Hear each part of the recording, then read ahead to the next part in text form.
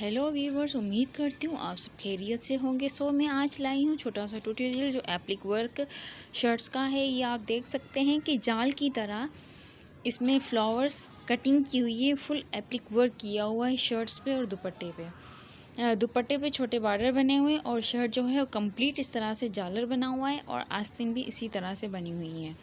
तो ये एक जो सूट दुपट्टा और शर्ट है 4000 का मिल जाएगा।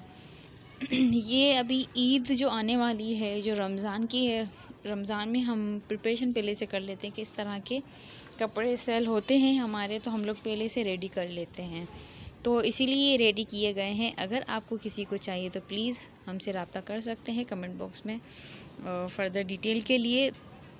आप देखिए इस तरह से ये इसमें बारीक सी पत्तियाँ लगी हुई है, बड़े से फ्लावर्स है और ये फ्लावर्स अलग अलग पत्तियों से बने हुए हैं। ये कंप्लीट कटिंग नहीं की हुई। इस तरह से अलग अलग जो कटिंग की हुई होती है उसकी खूबसूरती अपनी जगह होती है और जो फ्लावर्स की कटिंग की हुई होती है वो अपनी जगह होती है।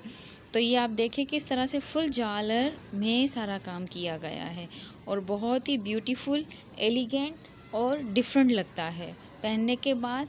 जो इसका स्टफ़ भी है वो भी बहुत अच्छा है, नेट पे बनाया हुआ है।